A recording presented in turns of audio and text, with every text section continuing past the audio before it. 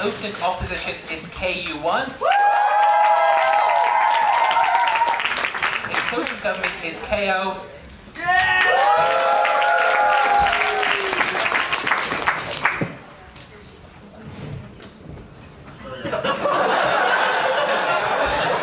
And the closing opposition is Kobe.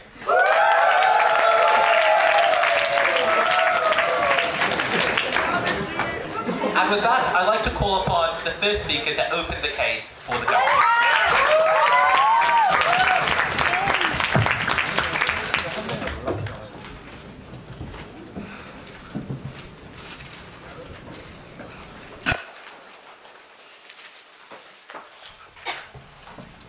Thanks for the interesting motion from the Edge Call. We believe that today is only a value debate. What we are trying to say from the opening government is we believe that every trade should be equalized at birth only. Now, under our model and under our world, it does not guarantee that everyone will end up being the same products because you have different life experience and different environment you are growing up, right? And what we want to do is we want to equalize all genetically determined trade in the possible world that we are living now. And that's why we bring to you 3 burdens of truth today to judge which side is actually better in this state.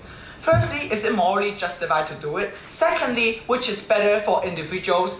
And finally, which side is better for the society as a whole? Our model is very simple. We want same traits for everything at birth, and we would ensure you have an equal starting point and equal precondition for doing anything by possessing the same traits. And that's why we believe that in the world, and we believe in a world that we have to remove all kinds of arbitrary circumstances which might affect you as much as possible. For example, it's also coherent with what the government is trying to do today, because we offer compulsory education, we have anti-discrimination laws, and this is something that we want to remove this kind of differences due to the determined by arbitrary standard. And we believe that individuals should define and can define others and themselves beyond the superficial features that everyone possess, and that's something we are standing firm for. My 3 arguments will be firstly on moral justification, secondly, as I mentioned, is on individuals, how is it comparatively fairer, comparatively better, and incentivize them to find their own identity, and finally, how does it contribute to a better world, better society as a whole. To the first point on moral justification. Now, we given that these people ultimately, at the very first place, they do not get to choose what kind of traits they possess at birth anyway, right? So we believe that because there are no moral significance for the differences due to this kind of birth lottery, and that's why it's very morally justified that we take away this opportunity, because right now they don't have the opportunity to choose which kind of traits they possess anyways. And that's why we do not see that there exists a moral burden in this case, and we believe that it's morally okay to do so. But we believe that if we do not allow this to take place, or we do not allow the government model to be implemented, there will be harms on the moral ground. Why do I say so? I'm short and fat, but Sam is tall and thin. He's very smart, but I'm very stupid. But hey, I do not want it, no one wants it. I was just born like that, and Sam was just born with a more superior position than I am. I am so frustrated that this kind of differences, although now I'm in the same team, same position with him, but I spend so much more effort than he does, and that's why I believe that ultimately I should live in the world we are proposing that equalize myself, because right now arbitrary is not some good thing, because right now these arbitrary differences are now simply implying a superiority whenever you are born or you are not born, and that's whenever you are born, and that's why we do not believe there is a moral justification for anyone or even nature to arbitrarily decide your status when you are born. So on moral ground, they must fail. Secondly, on better individuals, how is it comparatively better to them to incentivize them to find their own identity? Now, because we now are ensuring everyone to have a same playing field, same starting field, we are incentivizing them and motivate them to use their own life experience, to use their own effort, to seek their own identity. It will be good for those people who have excuses like me, saying that Sam is better than me because he's more handsome, and also better for Sam as well. Sam would not be feeling discriminated because someone say that, oh, maybe he's on stage only because he's handsome. People can recognize our efforts individually been doing since I was born, and that's why we believe that it incentivizes everyone to seek their own identity by not defining identity and not forcing me and forcing everyone to conform your own identity because of the traits that you are born with. And that's why ultimately we see that even if you were born the same, you may not end up being the same because of all different life experience you encounter and all different life achievements you are actually earning it. No one can discredit it with those kind of arbitrary traits, and that's why we believe that ultimately it's better to incentivize these individuals and it's better for their own identity seeking process. Yes. You said that efforts will be evaluated. However, efforts also depend on the birth lottery like poverty and so on. Under your paradigm, it hinders the discourse to say it's your effort to be inferior than others. That's problematic. Thank you. Assuming technology also exists, we are okay as a government to remove this kind of differences in wealth as well. Because right now we aim for a world which absolute equality. It's that only when you are paying effort and contribute to your own life experience and life achievement. Finally, how does it contribute to a better society? Because right now there are an absence of discrimination, at least for the discriminations based on arbitrary things. Now, you may not discriminate somebody because of their race. Now, you might not discriminate somebody because they look shit like me. Right now, we see that this discrimination will be inherently removed. And that's why now how you evaluate different individuals, because right now you still encounter with me and Sam, but we all look the same. So how you differentiate me and Sam is by talking to me, by learning my personality, by perceiving me, learning about my life experience. And that's why we believe that ultimately it promotes how you communicate with others by not judging them solely based on superficial features, which is an inherent arbitrary standard determined. And that's why we believe it's very unfair for the society to do so. And we as a responsible government have to push against this kind of things, because right now these superficial features not necessarily represent your own identity, but they usually undermine the ability for others to understand your real self. And that's why we see that these superficial features on arbitrary standard is not good, because right now when I look worse than others, people might not want to at very first place to learn about my personality. And that's why we see chances are being deployed. And even if ultimately the reality, we believe that these individuals under life experience, ultimately under our worst case scenario, they are same. We still believe that this kind of absolute equality is still better than merely defining them or merely distinguishing them between those arbitrary standards at birth. So based on the three burdens of proof we told you today, it's morally very justified to do so. It will bring different, better individuals and a better society come to my world. Thanks.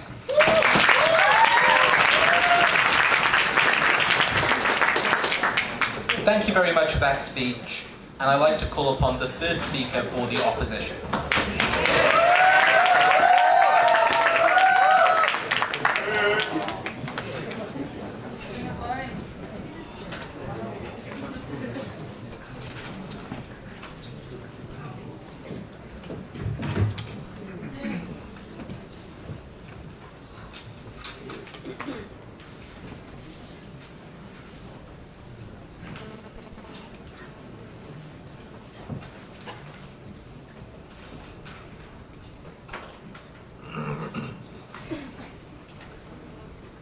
Essentially, ladies and gentlemen, there was a misunderstanding between Sam and his relatively not as smart partner in terms of his reply to his POI, because essentially this debate is between nature and nurture. This debate is about whether or not we're going to leave differences entirely to nurtures or entirely both to genetics and nurture at the same time. So essentially, if the Prime Minister is supporting same conditions regarding wealth and family situations and whatnot, we're going to have simply all same people, no differences in life experiences whatsoever. So disregarding that answer, let's talk about the situation in which we have differences regarding nature and inborn differences, and without inborn differences, only simply differences arising from life experiences.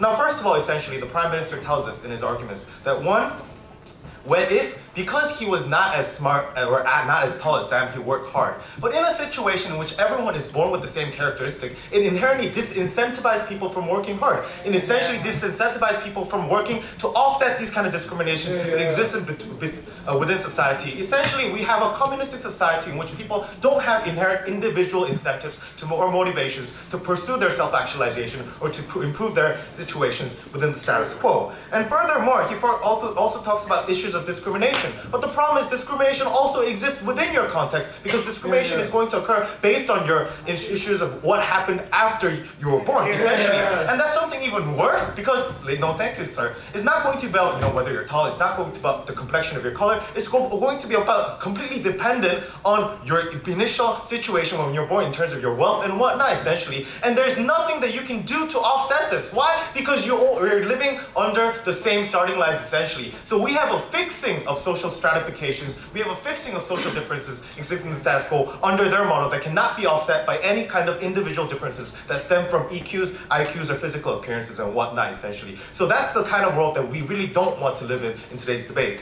Essentially, let me move on to the issues of why this motion is, one, simply ridiculous, and two, should never be passed. Essentially, I know that this motion really is about issues of justification and principles. But before I do that, to raise an issue about the irrationality of this motion, I'm going to talk about three things. One, first of all, I'm going to talk about the biological reasons why this motion should not pass. Okay, secondly, I'm going to talk about the issues of how it's socially ineffective. And finally, I'm going to talk about the sociological implications of passing this motion. But first of all, into the issues of biology. Now, simple genetics. When a species lacks genetic diversity, they go extinct, ladies and gentlemen. National Geographic, let me tell you about simple biology.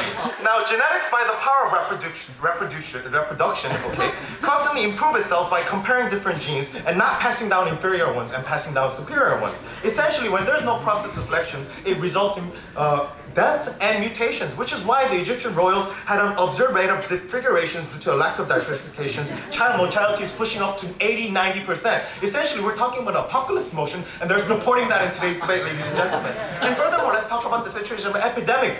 Species go past issues of epidemics. Why? Because there are certain genetic diversifications, no thank you, within their species that has resistance to these kind of epidemics, and that's how they survive through these kind of epidemics. When a species has same genetic characteristics and same genes, in the case of one Ebola virus, the entire human race will be wiped out. Essentially, ladies and gentlemen, this motion is an unsustainable one that before we reach into self-actualization stemming from same IQs, we're all going to be dead.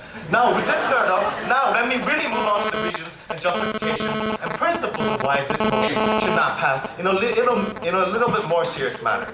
Essentially, ladies and gentlemen, this leads to social ineffectiveness. Now, once again, simple human resources. Now, ladies and gentlemen, collective wisdom is the most important asset that humanity has in the world right now, ladies and gentlemen. Essentially, what leads to, under their model, is groupthink. Yes, we recognize the fact that life experiences do lead to differences. This is something that we need to concede, and both teams need to concede. But another thing that both teams need to concede is that when they are born with the same genetic differences, the differences occurring from nurture is significantly smaller, ladies and gentlemen. People are much more similar than in the status quo. Why? Because they have the same IQ, they have the same intelligence, EQ, emotions, and whatnot. And furthermore, we need to recognize that a lot of these nurture is based on the kind of characteristics that you're born with. You might be taunted in high school or middle school because you were short, but ladies and gentlemen, this is all part of the life experiences that stem from your initial characteristics that you had at birth. Essentially, when we have the same genes, essentially it leads to a similarity between a unification of all characteristics between all humans, ladies and gentlemen, which leads to inevitably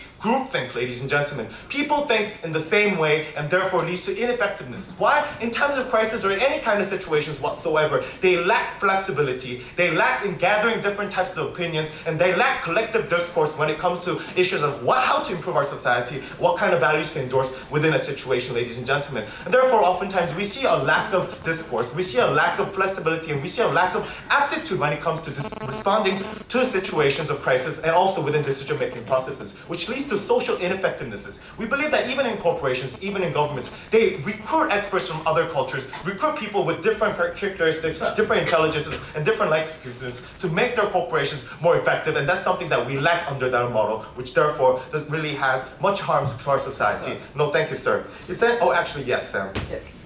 So you're saying that differences are important, but what kind of differences are important under your paradigm? All kinds of differences are important under our paradigm. Okay, ladies and gentlemen, to move on to the issues of welfare and move on to the issues of sociological characteristics, ladies and gentlemen, we believe that this really leads into a serious problem for the self-actualizations and for the rights and the welfare rights of the citizens of the world when we pass this motion, essentially. Now, ladies and gentlemen, when we pass this motion, ladies and gentlemen, we significantly reduce the channels of self-actualization. And furthermore, we also have a severe and an overrepresentative repercussions to people who are facing times of crisis or people who are facing hardships, ladies and gentlemen. Why? Because the fault was all yours, ladies and gentlemen. It did not stem from a racial difference. It did not stem from the fact that you were ugly. It did not stem from the fact that you were short.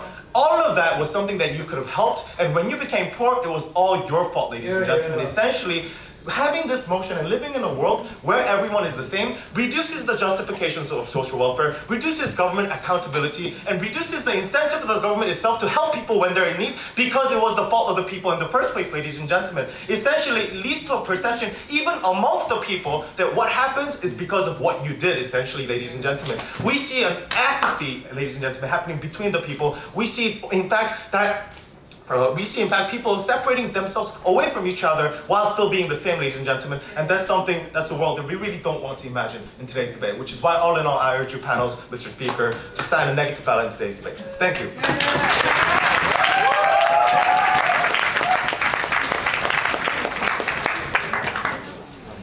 Thank you very much for that speech. I'd like to call upon the second speaker for the government.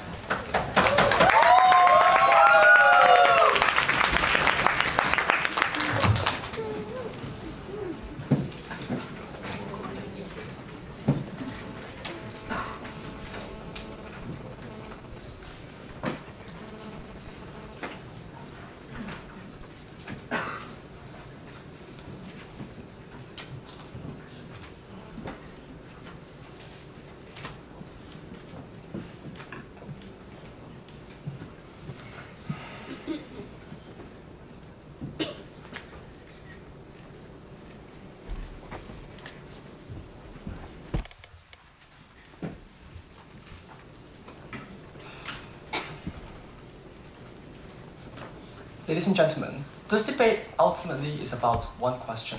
What exactly are human beings? What is the nature of each and every one of us?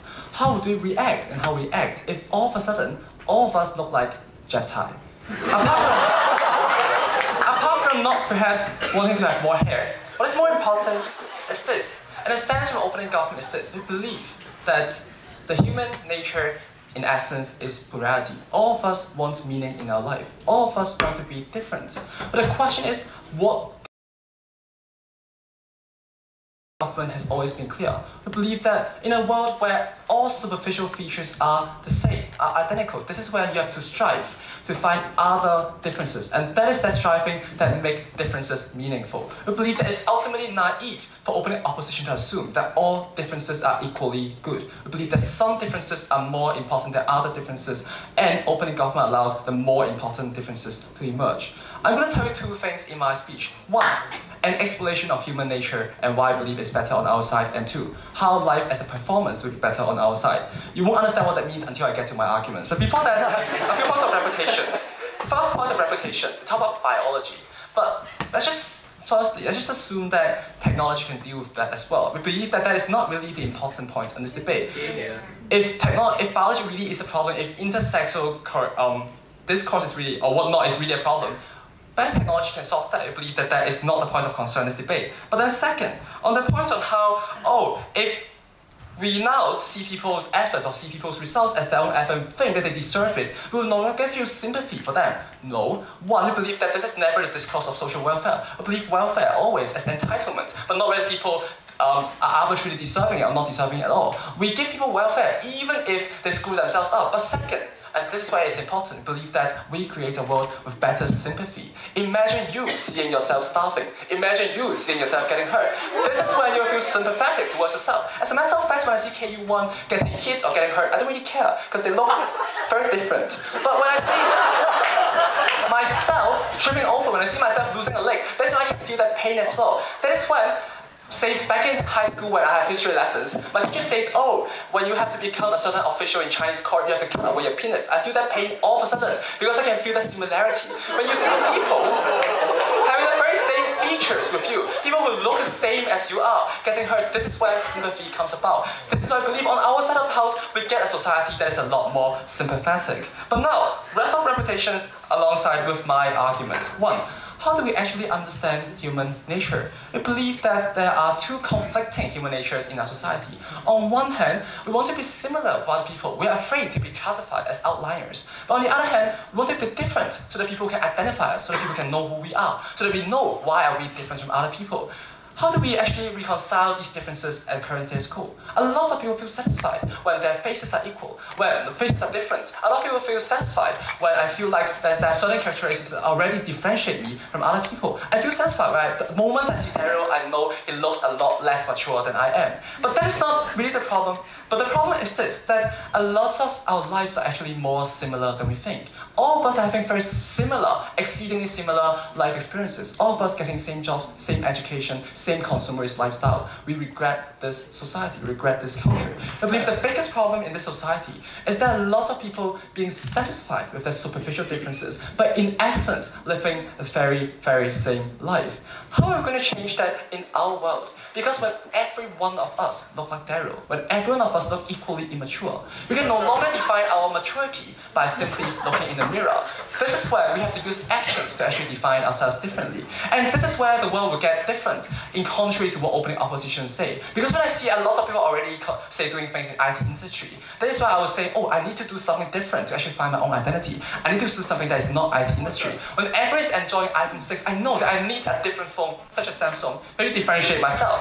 This is when I actively have to find experiences, I actively have to find actions to actually distinguish ourselves from others. As a matter of fact, when opening opposition says environment, nurture become exceedingly important on their side of the house, I believe that what James told you is correct. If it's possible, we will even condition environments as well to make you grow up in the same environment, because we believe that human nature conditions us to be that when everything else is the same, this is when we will strive to find differences, and that is when differences are meaningful, because these differences are differences that are constructed by yourself. These differences are not given to you by your mother, which I do not really like.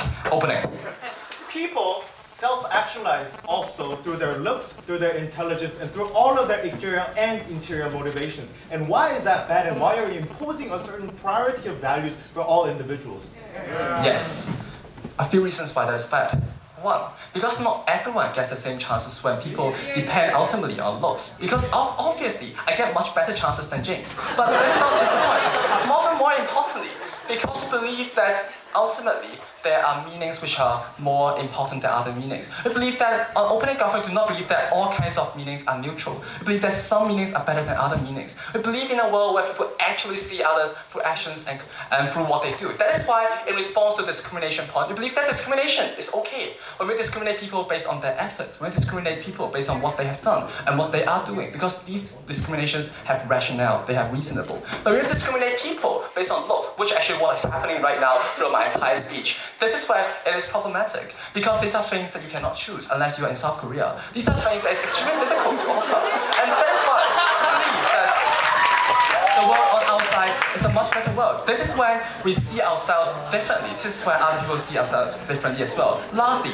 on life as performance, because you do not see the life through the lens of yourself. You see the life through the lens of other people. Right now, a lot of people make it convenient to simply understand and define others based on their appearance, based on simple characteristics. But when everyone looks exactly alike, this is when James told you need special effort to actually find out those differences. And this interpretation is important, because this interpretation in turn defines who you are. And this is when, in cycle, you reinforces who you are different from other people.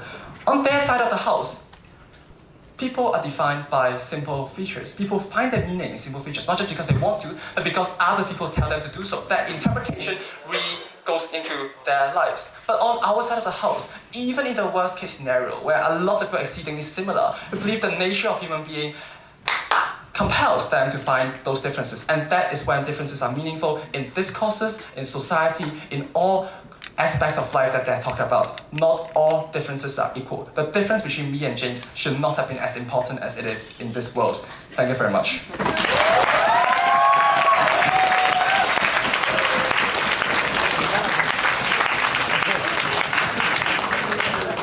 Thank you very much for that speech. And now I'd like to call upon the second speaker for the opposition.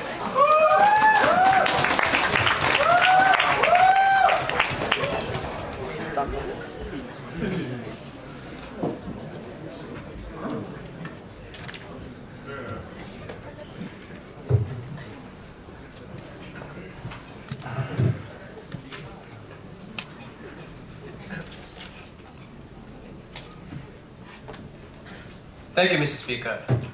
As the second speaker of the opposing team, I'm not here to entertain you or laugh at you. I'm going to actually prove to you the necessary arguments that must be proven that was assumptions by the side of the opposition opening government in today's debate.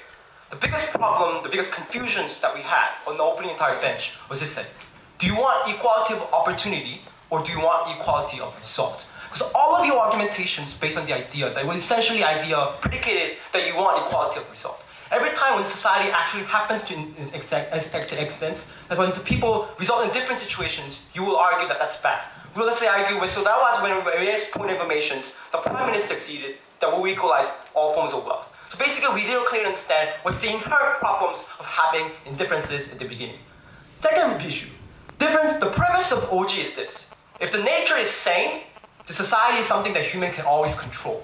But oftentimes society functions in a way that societies cannot control. Individuals fails to control all of the factors within that area. Under that instances, we argue differences can offset problems, differences can lead to innovations, differences can result in problem solutions that fall logically on the developed society house. Let's look at a little materials coming from the opening government and tell you what is in the end is an imposition of certain values, which you clearly pointed out the point of informations. Firstly, the idea of discriminations. We clearly told you that the idea of discrimination still exists on the your world.